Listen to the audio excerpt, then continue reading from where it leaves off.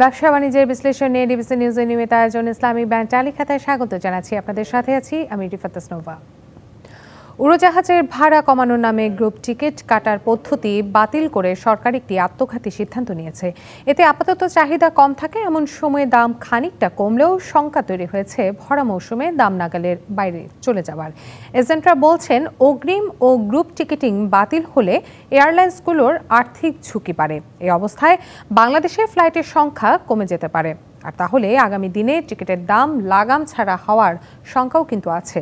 এসব নিয়েই আজ আমাদের আলোচনা। উড়োজাহাজের ভাড়া প্রচারণা বনাম বাস্তবতা আলোচনা করতে আমাদের সঙ্গে অনলাইনে যুক্ত আছেন association of travel agents of Bangladesh ATAB এর প্রেসিডেন্ট আব্দুস সালাম আরিফ এবং আছেন এভিয়েশন ক্লাব অব বাংলাদেশ লিমিটেডের সাবেক সভাপতি মোহাম্মদ জুমান চৌধুরী। শুরুতে আমি একটু আব্দুস সালাম আপনার কাছে যেতে চাই। আমরা সামাজিক মাধ্যম সহ বিভিন্ন প্রচারণার মাধ্যমে দেখেছি মধ্যপ্রাচ্যের দেশগুলোতে উড়োজাহাজের ভাড়া 1 লাখ টাকা থেকে কমিয়ে 50,000 টাকায় নামানো হয়েছে, এরকম একটা কিছু। আসলে কি তা হয়েছে কিনা? জি, আপনাকে ধন্যবাদ। টিকিটের দাম কমেছে, এটা সর্বমহলেই স্বীকৃত, এবং এটা কমেছে সেই পরিমাণটাও কিন্তু প্রায় অলমোস্ট অর্ধেকের পর্যায়ে। বিশেষ করে মধ্যপ্রাচ্যের সৌদি আরবের রিয়াদ, দাম্মাম, জেদ্দা সহ যে রুটগুলোতে আমাদের দেশ থেকে বেশি যাত্রী যায় সেই রুটগুলোতে এখন ভাড়া কম। এটা বাস্তব। জি, এটা বাস্তব, মানে যে টাকা পরিমাণ কমানো হয়েছে উড়োজাহাজের ভাড়ার ক্ষেত্রে সেটা বাস্তব। যেমন জনাব জুমান চৌধুরী, আপনাকে আমরা একটি প্রশ্ন রাখতে চাই। আপনারা শুনলেন যে আব্দুস সালাম আরিফ যে বিষয়টি বলছিলেন যে বাস্তবতা আসলেই যে টিকিটের ভাড়া কিছুটা কমেছে। মধ্যপ্রাচ্যের বেশিরভাগ দেশেই কিন্তু আমরা দেখেছি এখন ভিসা দিচ্ছেন না। প্লাস আরেকটি বিষয় আমরা জানি যে সামনে যেহেতু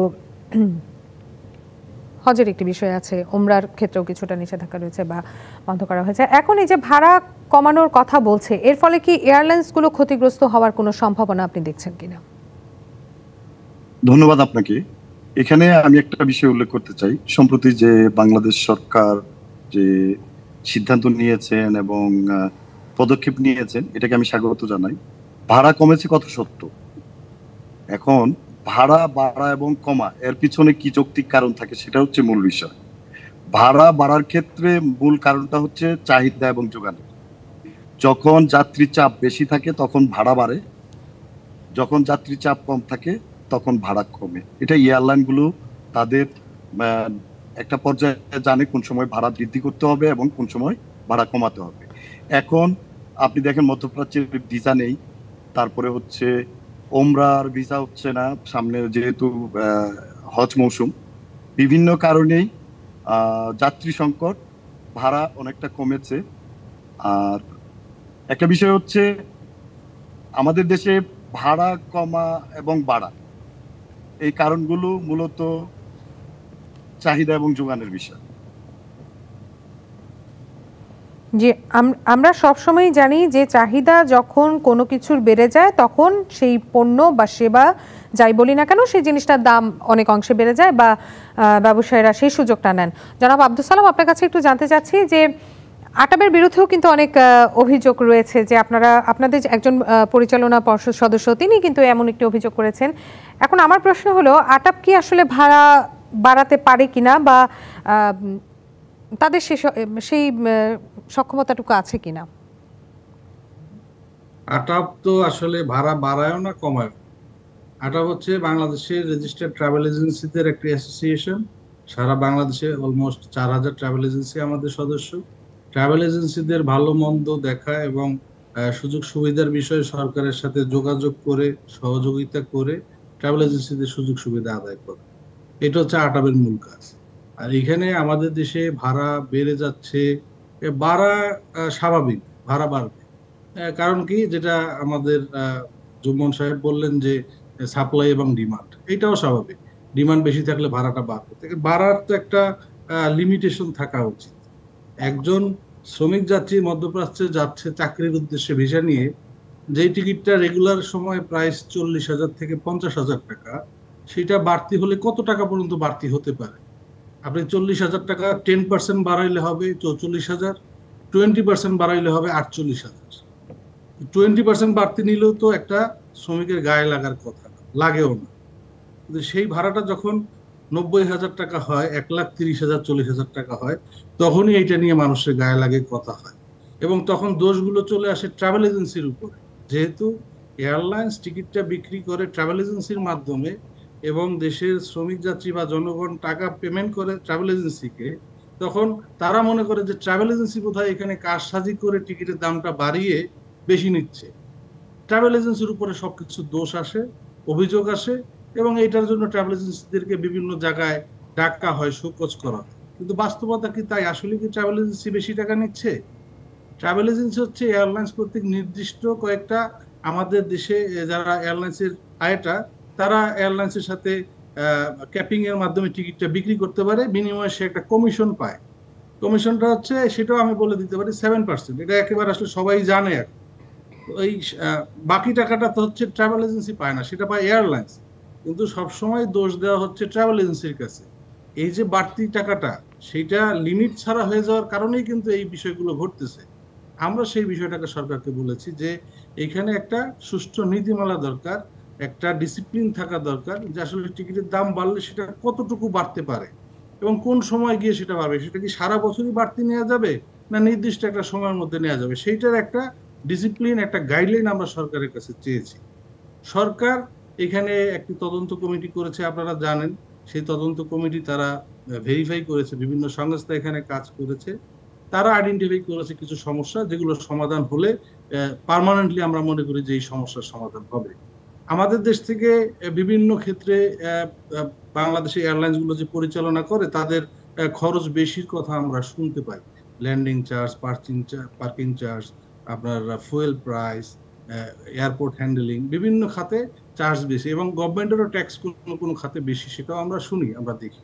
কিন্তু সেইগুলোকে যদি আপনি অ্যাড করেন, তাহলে সব মিলিয়ে একটা টিকিটের 10% দাম অতিরিক্ত হইতে পারে, comparing with the other nearby countries, আমাদের যে পার্শ্ববর্তী দেশগুলো আছে তাদের সাথে যদি কম্পেয়ার করেন। জি, আপনি কিন্তু আপনি দেখেন যেমনটি যে বলতে চাচ্ছেন, সারা বছরই আপনি দেখবেন যে যদি আমরা ভারতের কথা বলি, তাহলে ভারতের থেকে যে টিকিটের দাম 30,000 টাকায় সারা বছর পাওয়া যায়, আমাদের দেশ থেকে সেই টিকিটের দাম কিন্তু 50,000 60,000 টাকা।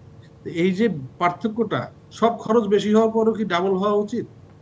জি, আমরা এই বিষয়টি নিয়ে আসবো জনাব সালাম, কিন্তু তার আগে আপনার কাছে আরেকটি প্রশ্ন আমার রয়েছে। আপনি বললেন যে এই অভিযোগ সম্পূর্ণ মিথ্যা, আটাবের ভাড়া বাড়ানো কিংবা কমানোর কোনো ক্ষমতা নেই, তাদের এখতিয়ারে নেই।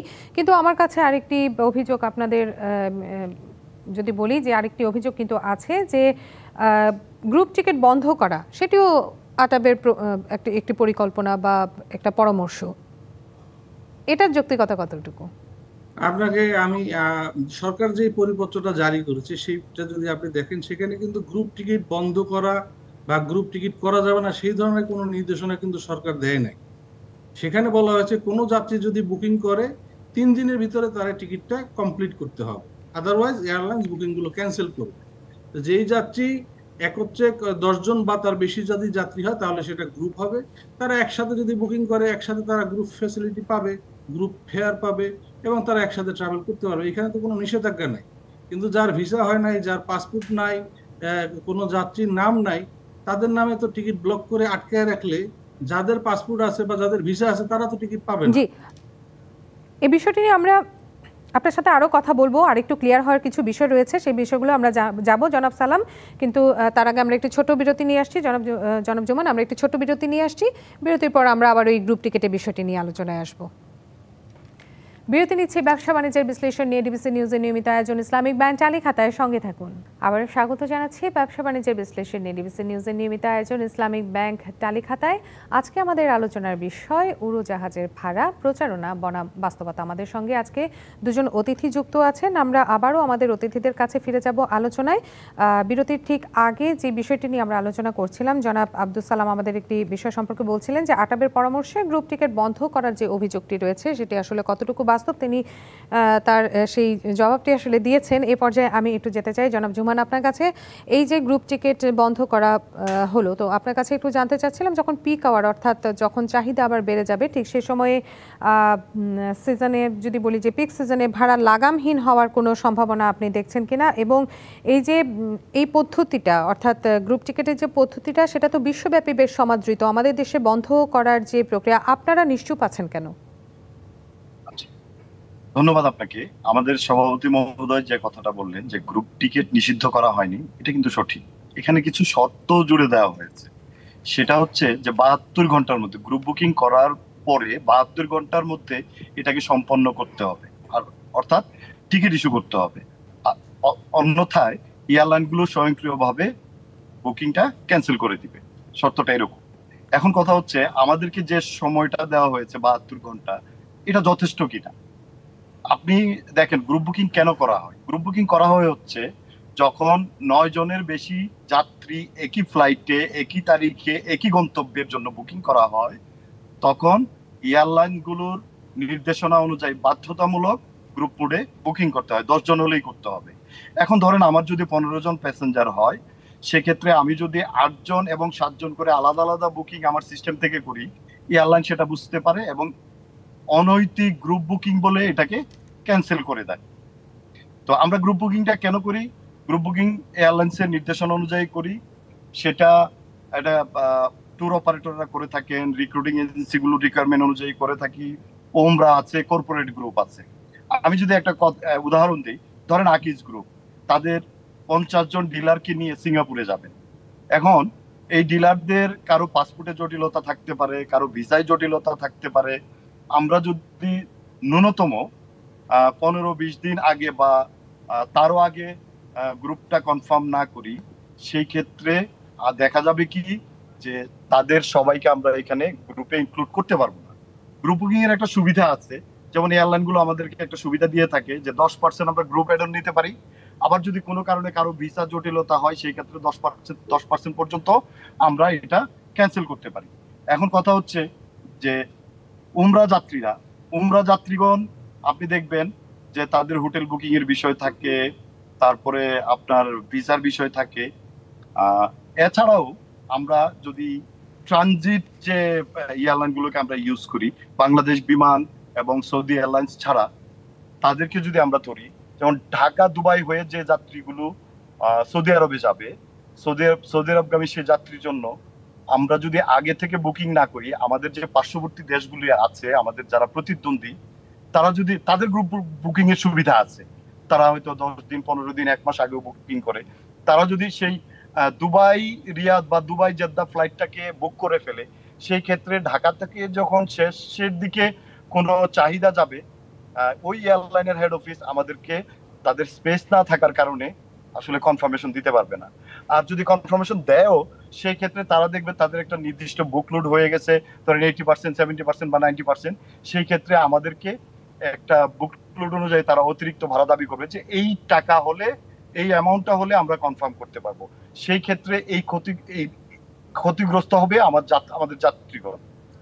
আর আপনি বলেন ক্যান্সেলেশনের বিষয়গুলো, যে সুবিধা আছে এই সুবিধাগুলো ভোগ করে আমাদের যাত্রীগণ। আর আপনার মূল কথা যেটা বলছিলেন যে ভাড়া বাড়বে কিনা, ভাড়া বাড়বে জি, আপনি বলতে চাচ্ছেন যখন পিক সময়টা চলে আসবে কিংবা যখন চাহিদাটা বেড়ে যাবে, সে সময় ভাড়া বাড়বে না, সেরকম বিষয় আপনি আশ্বস্ত করেছেন। জনাব আব্দুল সালাম, আপনি যে বিষয়টা নিয়ে বলছিলেন। না, পিক সিজনে এমনিতেই ভাড়াটা বাড়ে, তো যেমন এখন ভাড়া কমছে, আবার হজের পরে যখন উমরা শুরু হয়ে যাবে ভাড়া আস্তে আস্তে বাড়তে থাকবে। ডিসেম্বরে যখন ফ্যামিলি মুভমেন্ট শুরু হয়ে যাবে, উমরা যাত্রীদের ফ্যামিলি মুভমেন্ট হবে। কিন্তু জনাব আব্দুল সালাম, আপনার কাছে একটু জানতে চাই, এয়ারলাইন্স গুলো এই যে ভাড়ার বিষয়ে প্রমোশনাল যে ভাড়ার কথা বলেন, সত্যিকার অর্থে আসলে এগুলো স্বচ্ছতা কতটুকু?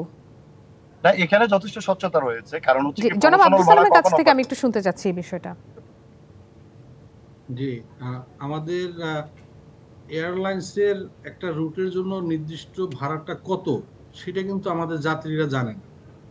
বিশেষ করে এই যে গ্রুপ টিকিটের ভাড়াটা কত এয়ারলাইন্স এজেন্সিকে দিয়েছে, সেটাও কিন্তু যাত্রী জানে না। শুধুমাত্র ওই পার্টিকুলার এয়ারলাইন্স এবং পার্টিকুলার এজেন্সি ভাড়াটা জানে। সেক্ষেত্রে এই গ্রুপ টিকিট যেগুলো নাম ছাড়া ব্লক করা হয়, সেটার কারণে এই ভাড়ার একটা অস্পষ্টতা থাকে এবং যাত্রীর কাছ থেকে অতিরিক্ত টাকা নেওয়ার একটা সুযোগ থাকে, যাত্রীকে ঠকানোর একটা সুযোগ থাকে এই নাম ছাড়া গ্রুপ টিকিটে। এবং টিকিটের গায়েও কিন্তু এই গ্রুপ টিকিটের ভাড়াগুলো ম্যাক্সিমাম সময় আমরা দেখেছি, যাত্রীরাও দেখেছেন, যে টিকিটের দামটা কত সেটা কিন্তু উল্লেখ করা নাই। যে কারণে কিন্তু সরকার এই একটা ভাড়া উল্লেখ করার একটা নিয়ম কিন্তু এই পরিপত্রের মধ্যে দিয়েছে। তো এইখানে আমাদের যারা রেগুলেটরি অথরিটি আছে তাদেরকে এই বিষয়টা দেখতে হবে এবং নিশ্চিত করতে হবে যে উপযুক্ত মূল্যেই যাতে বাংলাদেশের যাত্রীরা টিকিটটা পায়। সেক্ষেত্রে ট্রাভেল এজেন্সিকেও স্বচ্ছতার সাথে কাজ করতে হবে, এয়ারলাইন্সকেও স্বচ্ছতার সাথে কাজ করতে আপনি হবে। বলছেন যে ট্রাভেল এজেন্সিকে সচেতন হতে হবে, কিন্তু আমার এখানে একটি প্রশ্ন আছে যে ভাড়ার ঘোষণা এবং বাস্তব যে ভাড়া সেটির মধ্যে যে ফারাকটি রয়েছে সেটি নিয়ে সরকারি কোনো নীতিমালার প্রয়োজন আছে কিনা আপনি কি মনে করেন? অবশ্যই নীতিমালা আছে। সরকার যে পরিপত্র জারি করেছে সেটা তো একটা টেম্পোরারি সলিউশন। আমরা বলবো যে এটাকে আরো এলাবোরেট করে তারপর এটাকে একটা পার্মানেন্ট সলিউশন করা হোক, একটা স্থায়িত্ব থাকে, যাতে সাস্টেইনেবল যাতে হয়। কারণ এই যে যেটা সবাই আমরা বলতেছি যে সামনে যখন ডিমান্ড বাড়বে টিকিটের দাম আবার বেড়ে যাবে, সেই বাড়তিটা কতটুকু হইতে পারবে সেটাকেও একটা নির্দিষ্ট সিলিং এর মধ্যে নিয়ে আসতে হবে। আপনি ঢাকা থেকে সৌদি আরবে রিয়াদ যাচ্ছে, তার টিকিটের দাম কেন 1 লক্ষ 1.5 লক্ষ টাকা হবে? জি, এবং অধিকাংশ যাত্রী কিন্তু এই ভাড়ার ফারাকটা জানেন না, অধিকাংশ যাত্রী ভাড়ার ফারাকটা জানেন না, ফলে তারা ক্ষতিগ্রস্ত হচ্ছেন। জনাব জুমান, আপনার কাছে একটু শেষ প্রশ্নে যেতে চাই। এই যে ওমরা যাত্রী বা বিদেশ যাত্রী বা রেমিটেন্স যোদ্ধা যারা আসলে দেশের বাইরে যাচ্ছেন, বিভিন্ন সময় আসছেন, তাদের জন্য ন্যায্য ভাড়ায় যেন তারা টিকিটটি পান সেটি নিশ্চিত করার জন্য আপনার কোনো পরামর্শ আছে কিনা? আমি প্রথমেই আমাদের সভাপতি মহোদয়ের একটা কথার উপরে আমি আলোকপাত করতে চাই। সেটা হচ্ছে যে 1 লাখ টাকা ভাড়া বা 1 লাখ টাকার উপরে ভাড়া উঠেছে, এটা আসলে 1 লাখ টাকায় বা 1,20,000 টাকায় টিকিট বিক্রি হয়েছে, এটা আমার জানা নেই।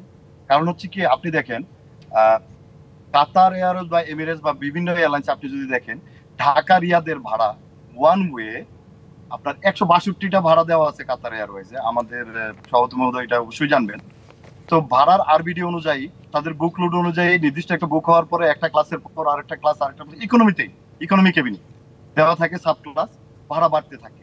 এখন যখন ফ্লাইটটা ফুল হয়ে গেল, আমাদের সময় একেবারেই শেষ হয়ে গেছে। ধন্যবাদ জানাচ্ছি আপনাদের। ব্যবসা বাণিজ্য বিশ্লেষণ নিয়ে ডিবিসি নিউজের নিয়মিত আয়োজন ইসলামী ব্যাংক চালি খাতা যে পর্যন্তই সঙ্গে থাকুন।